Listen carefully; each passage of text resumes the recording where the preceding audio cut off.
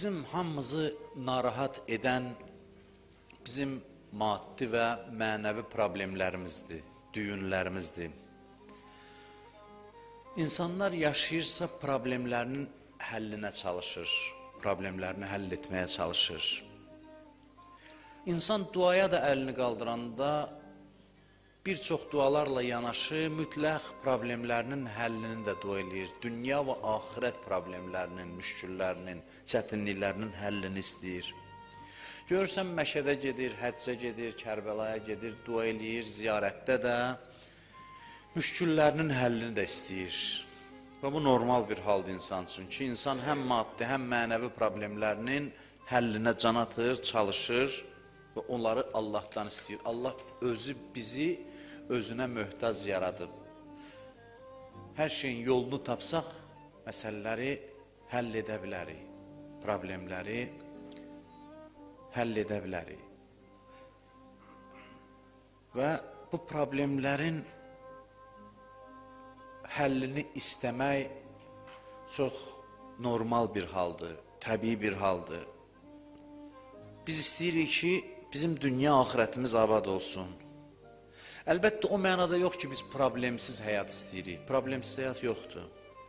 Olmayacaq. Mümkün deyil. Mən bundan bu barədə təsadüf belə gətirib, ya məqsəddə olub, amma çox gətirib söz danışmışıq biz bu barədə. Bugünkü gündə ən böyük narahatçılıqlardan biri budur ki, real dünyanı bizə real tanımağa imkan vermirlər. Bilirsiniz, real dünyanın bir hissəsini bizə göstərirlər. Və bugün pozitiv olmağın, optimist olmağın açarı güya ki, məsələn, belə görürlər ki, dünyanı olduğu kimi yox, yanlış başa düşməkdədir. İnşallah belə olar, inşallah elə olar. Bununla yaşamaq sən demə optimizm imiş, məsələn, nikbinlik imiş. Amma nikbinliyin açarı bu deyil. Nikbinliyin açarı dünyanın doğru düzgün yozulmasıdır, olduğu kimi tanınmasıdır. Amma elə bir həyat fəlsəfəsinə insan sahib olmalıdır ki, dünyanı olduğu kimi görə-görə eyni zamanda bədbinliyə qapılmasın. Fəlsəfəsini tanısın həyatın. Budur nikbinlik. Bunun haqqında danışan yoxdur. Bunun haqqında danışan yoxdur. Kimsə bir ağırlıqdan, çətinlikdən də danışanda deyirlər ki, gəlin mövzunu dəyişək, gəlin belə şeyləri yada salmayaq, bu şeylərdən danışmayaq, belə hesab edirlər, belə düşünürlər. Dünya, Peyğəmbər buyurub ki, təəccüb edirəm insanlara ki, o şey axtarırlar ki, Allah onu yaratmayıb. Soruşdular, ya Rəsulallah, o nədir? Buyurdu, dünya rahatlığı. Mənim mövzum rahatlıq barədə deyil, mənim mövzum insanın müşküllərinin həllidir. Problemlərinin həllidir. Problemsizlik yox. O düyünlərin açılmasıdır. Əsas düyünlərin açılmasıdır. Həyatda problem olmalıdır, amma problem bizim əsəbimizi korlamamalıdır. Problem bizim əsəblərimizi korlamamalıdır. Problemləri bizə göndərirlər ki, inkişaf vasitəmiz olsun. Nərdivanın pilləsi olmalıdır problem ki, bizi yuxarı qaldırsın. Tənəzzülümüzün səbəbi olmamalıdır. Biz qanı qara gəlirik, qaşqabaqlı, hamıdan küskün, nə olub ay bala problemim var. Bəyəm, sən nə gözləyirsən bu həyatdan? Gözləntin nədir?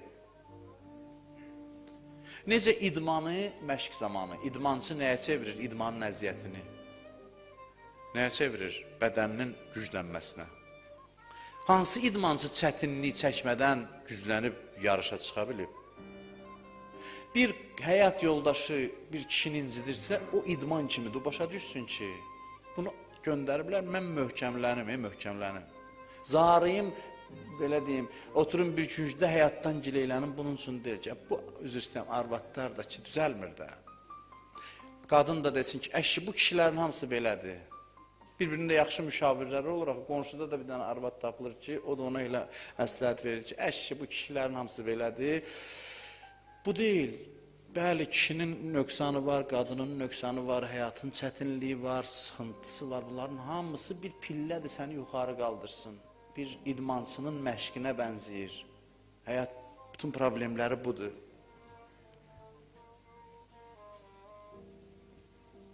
Bu problemlərin bir çoxunu həll edə bilərik. Bir hissəsi də həll olmayacaq, amma bizim üçün problem olmayacaq. Bu baxımdan ki, bizi incitməyəcək. Bizi narahat eləməyəcək. Həyatda problem olmalıdır, amma bəzən problem çoxalır nəsə, müşküllərimiz çoxalır. Təbii deyil. Təbii deyil adamın problemləri həddən artıq çox olsun. Və bəzən də qanımızı qaraldır. Və bu həddə çatdısa əlac eləmək lazımdır. Problem qanqarasılığa səbəb olmamalıdır.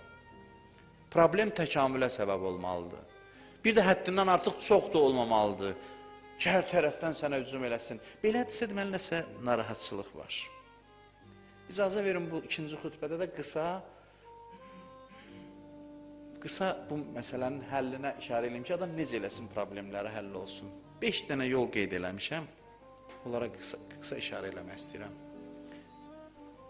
Problemlərdən azad olmaq, yaxud problemlərin kiçilməsinin sənin gözündə yollarından biri və birincisi Allahla münasibətlərin nizamlanmasıdır.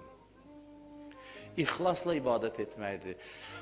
Həyatı nizama salmaq istəyirsənsə ona görə deyilən namazdan başla, namazdan. Namazları vaxtında qıl. Əvvəl diqqətsiz də olsa deyirlər, bir müddət elə ancaq vaxtında qıl. Vaxtında qıl və niyyətini də çalış. Bir sözün qısası da bəhsimiz namaz deyil. Namazın üzərində biraz çalış. Mən bu ayəni dünən də Həzrət Zəhra məclisində dedim, bugün də deyim, keçmişdə də demişəm. Mən ə'rəzə ən zikri fə innə ləhu məişətən zənka və nəhşuruhu fi yevməl qiyaməti ə'ma. Buyurur ki, kim bizim zikrimizdən üz çevirsə, onun dünyadakı həyatını sıxıntılı eləyərik, acı, yaşayaram mı acı, ağır acı içində. Qiyamətdə də kör gətirərik onu məhşərə. Dünyanın körluğu çətindir, amma əsa ilə bir təhər yol gedərsən. Oranın körluğu çox pisdir. Qiyamətin körluğu. Yəni, demək istəyir, dünya və axirət müşküllərinin səbəbi Allahın zikrindən üz çevirməkdir. Allahı yaddan çıxartmaqdır. Allahın ən böyük zikri nədir? Namaz. Əqimis salatə li zikri. Namaz gündə bizi Allahın qapısına aparır, bizim ruhumuzun Allahla əlaqəsini təmin edir. Ona görə də namazlarını diqqətli qılsan, iki hadisə baş verəcək. Ya həyatında olan bir çox problemlər həll olacaq və bir hissəsi də ki qalacaq, onlar da sənin üçün problem olmayacaq. Çünki sən böyüyəcəksən, onlar da sənə əvvəlki kimi əziyyət verməyəcək. Namazın faydası budur. Namaz insanı böyüdür, problem ya həll olur. Allah çünki bəzi bəlaları verir ki bizə, ondan əlaqəmiz düzəlsin. Özümüz düzəldəndə deyir, da bəlaya nə ehtiyac? Bunları çıxardım bunun həyatından. Bu artıq özü könüllü gəlib mənə yönəlib. O problemləri həll edir. Bir qismi də qalır ki, bizim inkişafımıza səbəb olsun. Amma biz ki böyüyürük, artıq ona da ağır acı kimi baxmırıq. Problemə yuxarıdan aşağı baxırıq və problem bizim qanımızı qaraltmır. Bu bir. Qısa deyirəm, keçirəm. İkincisi, şəxsi həyatımızı tənzimləməklə bir çox problemlərdən azad ola bilərik. İnsan nizamlı, intizamlı yaşayarsa, yeməyinə, içməyinə, oturmağına, durmağına, geyinməyinə, gəzməyinə fikir verərsə, insanın həyatı nizama düşdükcə problemlər də azalacaq. Problemlər azalacaq. Quran-ı Kərim hər mövzuya səthi, yəni bəzən bir cümlə ilə səthi deyəndə, bir cümlə ilə də olsa işarə eləyir. Buyurur, fəlyanzuril insan İla təamih. İnsan yediyinə baxsın ki, nə yiyir? Yeməyinə baxsın. Yeyib içməyinə baxsın. Nə qədər yiyirsən, nə yiyirsən. Elə boğazına çatana qədər doldurursan mədəvi, sonra da deyirsən, vay buram ağrıdır, vay buram. Yaş keçdikcə, xəstəlik dalıca gəlir sənə tərəf, sonra deyirsən, niyə Allah mənə belə elədi? Ay qardaş, bunun qaydası, qanunu var. Yeməyin də qaydası, qanunu var. Nə yeməyin, necə yeməyin, harada yeməyin. Adam bilsin ki, nə yiyir, necə yiyir. Yəni bunu insan başa düşsün ki, çoxlarımız yediyimizi, içdiyimizi düzgün müəyyən edə bilmirik və düzgün istifadə edə bilmirik bu nemətlərdən. Yatıb durmaq vaxtı. Məsələn, insan, indi dünya dəyişib də, zaman dəyişib də, cəmaat tez yata bilmir. Neynəyə də belə olub məsələn. Nə qədər də deyirsən, xeyri yoxdur. Mən bir neçə nəfər tanırdım, İranlı idi, bura gəlmişdi. Deyirdilər ki, bura gəldi, biz də xarab olduq. Siz elə yatırsınız gecə, biz tez yatırdıq, indi burada da yata bilmirik. Yəni bizim həyat tərzimiz ümumiyyətlə belə olub indi. Tutaq ki, belədir, gecdə yatırsansa, müəyyən saatda yatıb, müəyyən saatda durmağa öyrəşəsən. Adam var, yuxusu bərk gələndə yatır, yuxudan doyanda durur. Bu düzgün deyil. Haçan bərk yuxusu gəlir, yəni yuxu diktə eləyir buna yatmağı və durmağı. Bu düz deyil. Yuxun gəldi, gəlmədi, müəyyən saat müəyyən eləyəsən, yerivə girəsən, gec də olsa eyb yoxdur. Bunu da mən deyirəm, heç biləm buna cavab daşıyıram, yoxdur. Mən deyirəm ki, eyb yoxdur, gec də yatsan, gec yat, amma müəyyən bir saat əsasında yat və müəyyən bir saatda dur. İnsan bu məsələlərə diqqət eləməlidir. Allahın nizamsız adamlardan xoşu gəlmir. Deyəsən ki, ay Allah, sənin mənim nizamımdan nə işin? Sən namazıma bax, orucuma bax, həccimə bax, Kərbəlama bax. Sən nə işvə qalıb ki, mən bu şəxsi işlərimə niyə qarışırsan? Məsələn, belə yarı zarafat deyəsən. Amma Allahın bizim xaliqimizdir. Dini də namazdan ibarət deyil. Dinin gözəlliyi budur ki, bir şey digərinə təsir göstərir. Odur ki, din hər şeyə bağlı söz danışır, yol göstərir. İnsan ölüm anında ən vacib sözlərini danışır da, razısınız. Bir adam imam olsa necə, Əli ibn Əbi Talib olsa, Həzrət Əli olsa necə, Həzrət Əli iki gözünün nuruna vəsiyyət eləyir. İmam Həsənlə İmam Hüseynə ölüm yatağında. Görün, mövzu nə qədər mühümdür ki, ölüm anında bunu deyir. Buyurur ki, usikuma bitəqvallah və nəzmə əmrikum. Bir sizə tövsiyə edirəm, təqvalı olun və nizam, intizama riayət edin. Əməllərinizdə nizamlı olun. Nizam, intizam təqvanın yanında qeyd olunur. Yadınızdadır, birinci xütbədə dedim də ki, təqva mücərrət bir anlayış deyil. Təqva praktiki həyatı nizamlı yaşamaqdır, intizamlı yaşamaqdır, nizam əsasında yaşamaqdır. Təqvalı olun və nizamlı olun. Bilirsiniz niyə? Nizamlı adam könüllü istəyəni eləyə bilməyəcək. Nizamın mənəviyyata xeyri bax budur. Nizam, intizamın mənəviyyata xeyri budur ki, istədiyi şey eləmir, nizam əsasında eləyir. Könüllü istəyir, otursun, deyir, yatmaq vaxtımdır. Burada bir mübarizə yaranır. Könüllü istəyir, yatsın, deyir, durmaq vaxtımdır. Yeməyə gedir, evinə çatır ki, indi mən haqqım yoxdur bəzisindən danışım məsələlərin, çünki bəzisini heç özüm əməl eləmirəm, açıq da deyirəm. Bizə ailələrdə qabaqlar gözəl adət vardı ki, indi itirmişik, yemək vaxtı var idi. Kaş o olardı indi də. Bilirsiniz nə qədər bərəkət var. Ailə yığışsın, atanı gözləsin ki, nahar vaxtıdır. Ata gəlir, otursun, bütün ailə müəyyən saatda süfrə başına. İtib bu şeylər. O gəlir, bir şey tapır, yiyir. Bu gəlir, bir şey tapır, yiyir. Həyat nizamdan, intizamdan məhrum olub, bu günümüzün reallığıdır təəssüf ki. O nizam, intizam səbəb olur ki, insanın problemlərinin çoxu həll olunsun. Din də bunları tənzimləyir. Allahın çünki nizamlı adamdan xoşu gəlir. Təqva budur. Təqva ancaq oddan qorxub günah eləməmək deyil. Bunlar hamısı elə ona gətirib çıxardır ki, insanın iradəsi də güclənir, sonra günahın qarşısında müqavimət göstərə bilir. Yoxsa yolunu bilmir, deyir, niyə mən günaha düşürəm? Axı, həyatı nizamsız yaşamırsan deyə gəlir, orada da iradə zəifliyi göstərirsən. Dinin göstərişlərinə baxın, hər ayın əvvəli, məsələn, qüsul alın. Hər ayın əvvəli, hər cümə günü cümə qüslu alın. Bunun iki cəhəti var, həm təmizlik, həm də nizam, intizam.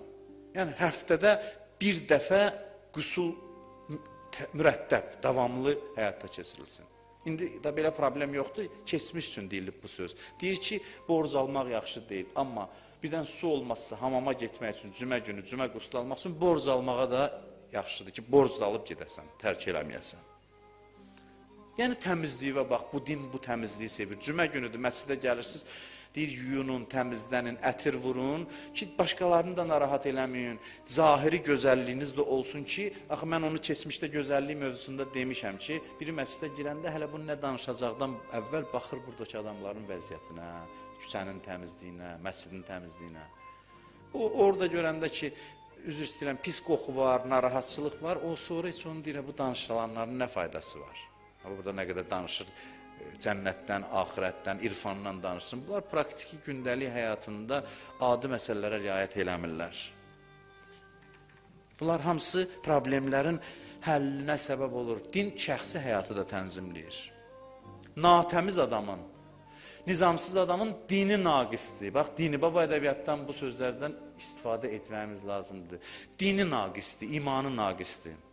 Biz deyirik ki, namazı halla qılmırsa dini naqisdir. Mən deyirəm ki, bir adam natəmizdirsə, bir adam nizamsızdırsa, uğursuzdursa, onun dini naqisdir, imanı naqisdir. Nə vaxta qədər bu şeylərin səbəbini dində görmədiysə, o adamın imanında görmədiysə, o zaman iman haqqında düzgün təsəvvürə malik olmayacaq.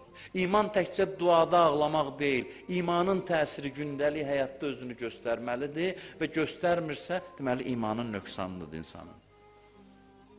Din ancaq üzü qibliyə dayanıb namaz qılıb dua oxumaq deyil. 1/3 Peyğəmbər gəlirinin ətrə xərcləyirdi. 1/3 böyük bir rəqəmdir. Ətir bu qədər mühümdür.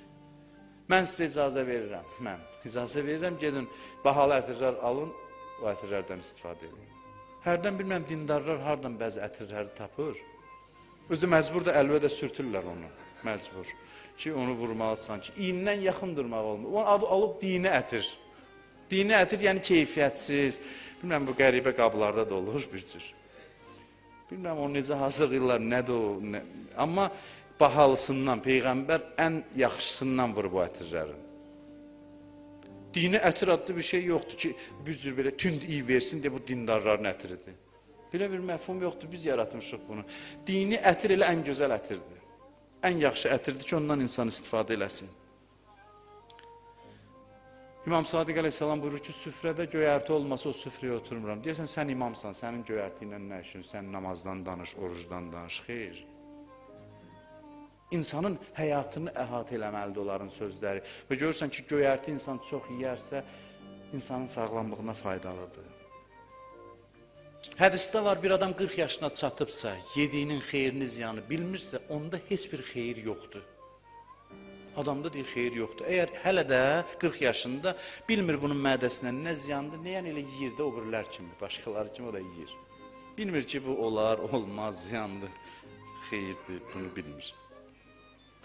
Yemək, içmək, yatmağı, yaşaması insanın bir proqram əsasında olmalıdır. Deməli, problemlərdən azad olmağın yolu 1, Allahla münasibətlərinin düzəlməsi.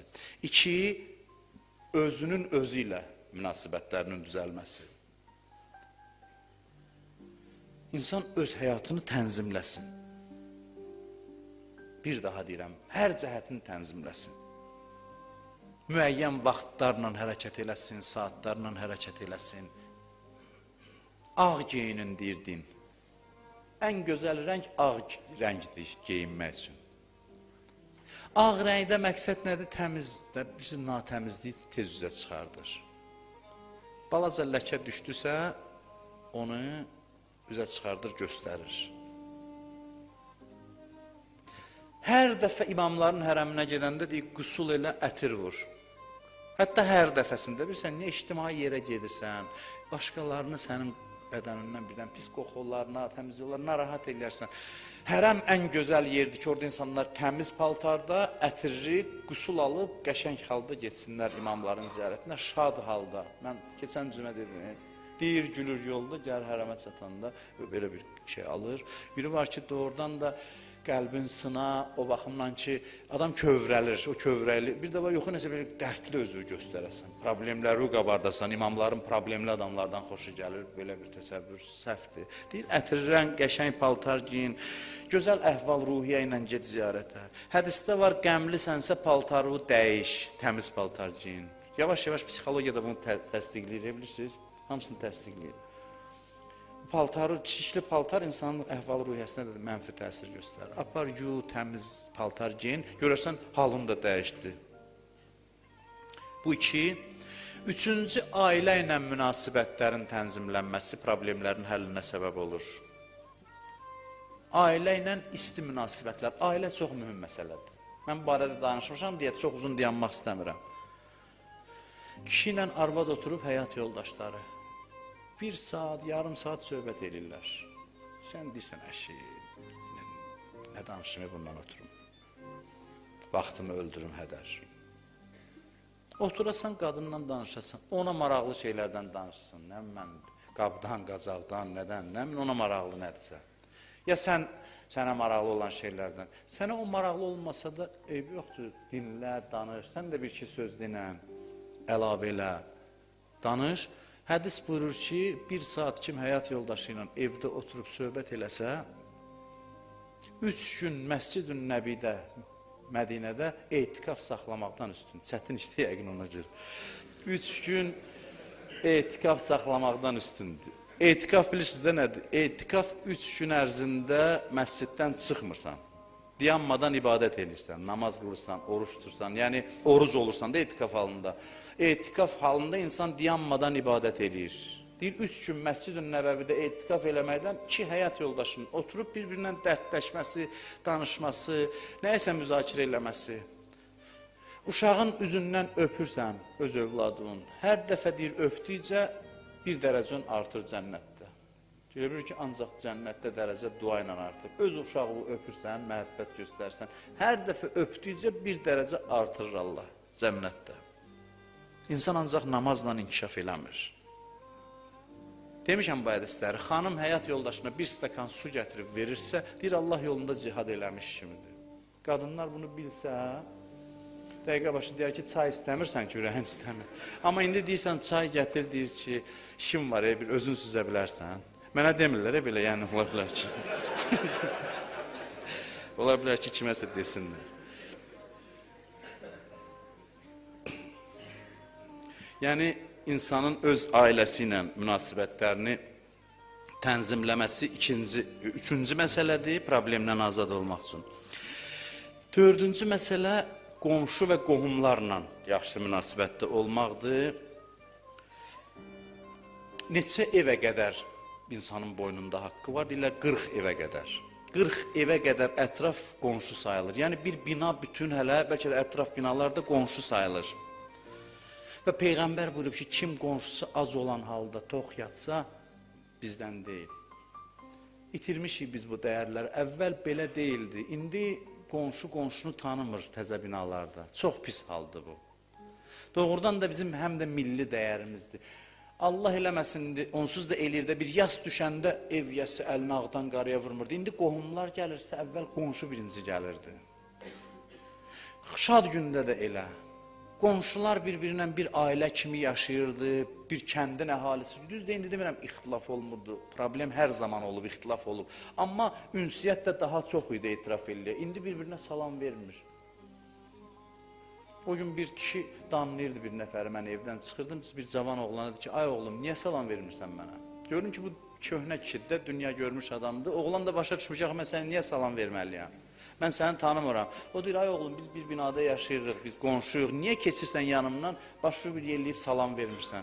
Adam evdən çıxanda bir-birinə salam verər, qonşular bir-birindən ünsiyyətdə olar, danışar. Bunlar hamısı həyatı gözəlləşdirir və problemlərdən insanları azad eləyir. Deyirlər ki, səhabələr deyir, Peyğəmbər qonşunu bizə o qədər tapşırdı ki, elə bildiyi bizdən irs aparır. İrs kim aparır adamdan? Övlad, mirasçı övlad. Yəni o qədər yaxındır ki, elə bildiyi irs aparır bizdən. Sanki ən yaxın adamdır. Ev satanda deyir birinci qonşulara deyir ki, ev almaq istəmirsiniz, mən satıram. Bir mülk almaq istəyirsən, dükan almaq istəyirsən, deyir ətrafdan al, yaxınlıqdan al, qonşu satanı al. Qonşu və qohumlarla, qohumlar bir-birini tanımır indi.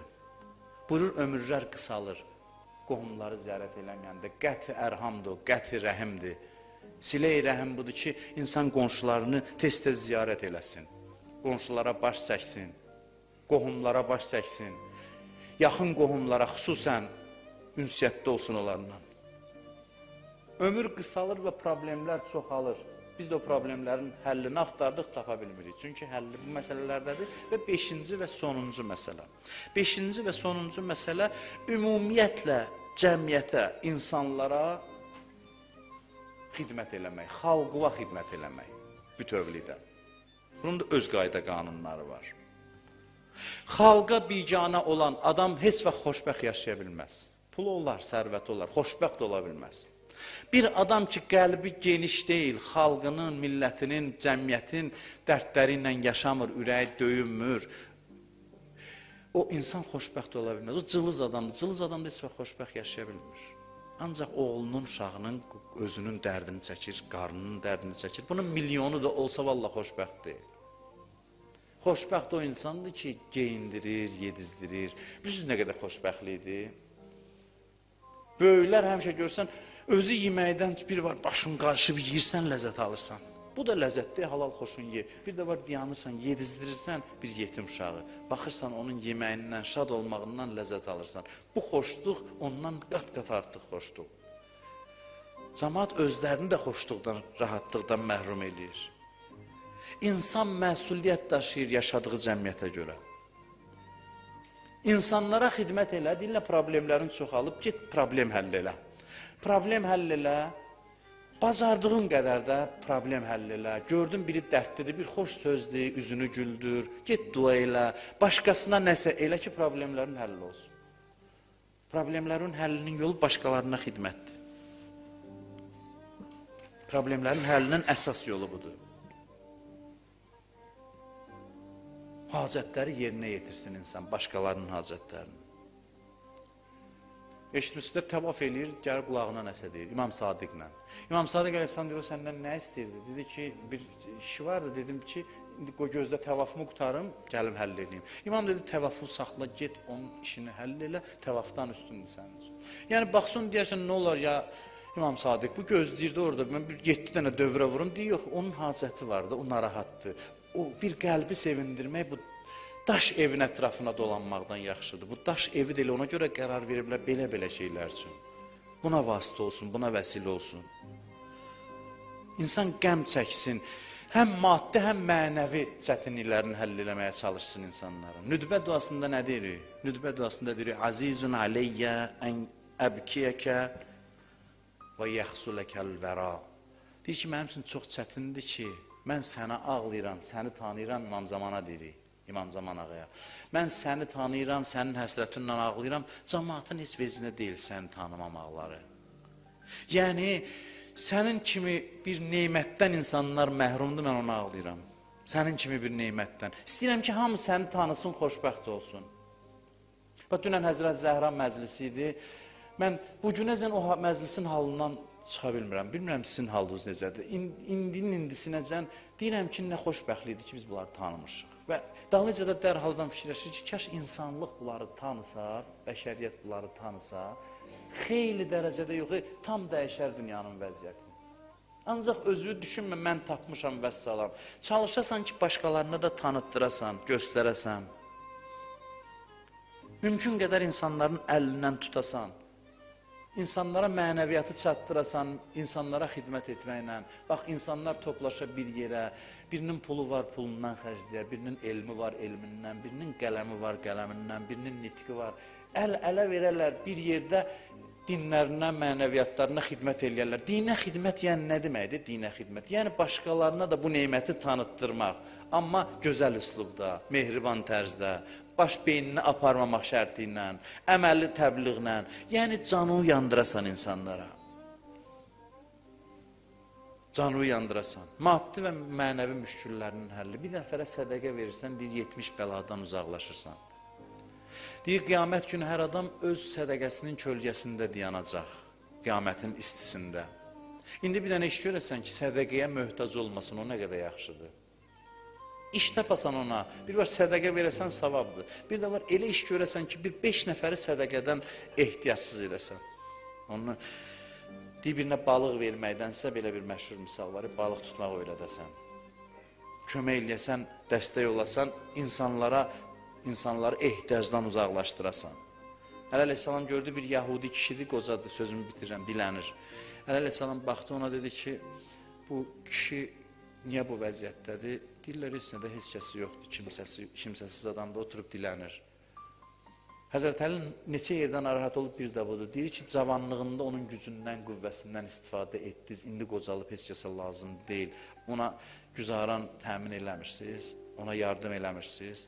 Ona gərək büdcədən pul ayrılsın, öz zamanında deyir. Və siz müsəlmanlar bu Yəhudi kişiyə görə məsuliyyət daşırsınız. Niyə sizin içinizdə kimsə əl açıb dilənsin? Niyə? Məsələlər köklü gərək həll olunsun və buna insanlar çalışsın, zəhmət çəksin. Bir nəfər abid İmam Sadiq danışır, Bəni İsraildən bir abid dua eləyir, namaz qılır. 2 nəfər uşaq bir toyuğu, bir quşu yolurlar. Bu da namaz qılır, görür onu. Abid və təqvalı adamdır. Və bizim o səhv təqva tərif edilir, təqva. Ancaq namazından ibarət təqva. Namaz qılır, deyir, namazın kəsmir davam edir. İmam Sadiq bu sözü danışır ətrafına. Deyir ki, Allah qəzəb eləyir. Allahın qəzəbi keçmişdə daha şəffaf idi, indi daha mürəkkəbdir. Əvvəl şəffaf idi, cəzası. Allah deyir, yeri aralayır, bu namaz qıldığı yerdə girir yerin içinə. İmam Sadiq buyurur ki, o gündən bu günəcən ki, indi mən oturub sizinlə danışıram, bunun əzabı arta-arta gedir ki, azalmır. Arta-arta gedir. Bir quşun yonulmasına biganəsən, uşaqlar da ona zülm eləyir, namazı saxla, get ona nicat ver. Bax, bu qədər rəhəmliliyə dəvət edir, bu qədər mərhəmətə dəvət edir və ictimai məsuliyyətə dəvət edir. Cəmiyyət bir yerdə yaşayır, birinin əlindən tutub deyəsən bunu eləmə, olmaz bunu eləmək. İnsanlar bir bilsin də ki, başqalarının haqqını tapdalamasın və haqqının tapdalanmasına da razı olmasın kiminsə. Bu çox vacib məsələlərdir. Bizim 14 məsumlarımızın 13-ü bu yolda canından keçib, insanlığa xidmət yolunda və biri də qeybdədir elə bu yolda. Ki, insanlar bu həqiqəti başa düşsünlər, onun gəlişinə hazır olsunlar. Bax, biz indi İmam Zaman ağanın adını çəkdik də ikinci xütbədən. Bəziləri deyir, niyə 14-ünün ayağına durmuruq, əvvəldən dururlar. Yox, yaxşı deyil, oturasan, İmam Zamanın adı gələndə durasan. Bu ona xüsusi ehtiramın əlaməti deyil, hamısı hörmətə layiqdir, Peyğəmbərdən tutmuş hamısına. Bu odur ki, yəni biz hazırıq sənin gəlişivə. Bu bir simvolik, onu ifadə edir ki, məhz 12-ci imamda ayağa durasan ki, yəni biz hazırıq gəlişivə. Hazırıq gəlişivə deməkdə məqsəd nədir? Yəni onunla tanış eləyək, onun mədəniyyəti ilə cəmiyyəti tanış eləyək. Xeyirxahlıqla, çatdırmaqla, elmi yolla, mərhəmətlə, məhəbbətlə bu dəyəri cəmiyyətə çatdıraq. Kim bu 5 işi görsə, problemləri dəqiq bilin ki, azalacaq. Gücü çatan qədər. Ya problemləri həll olunacaq, ya da problemlərin bir qismində qalsa da onu narahat eləməyəcək. Allah kömək olsun, Allah bizi İslamı tanıyıb ona əməl eləyənlərdən qərar versin inşallah. Allahümmə inna nəsəlükə və nəd'uk bismikəl azimil əzəm, əl-əzzil əcəllil əkrəm və bil Hüseyni ya Allah, ya Allah, ya Allah, ya Allah, ya Allah, ya Allah, ya Allah, ya Allah, ya Allah, ya Allah. İlahi, əllərimizi naumid qaytarma. Amin deyən dilləri lal öldürmə. Allah bağışlamamış bizi bu dünyadan aparma. Allah şəri olan hacətlərimizi rəva elə. Bizi bugün öz evindən əliboş naümid yola salma.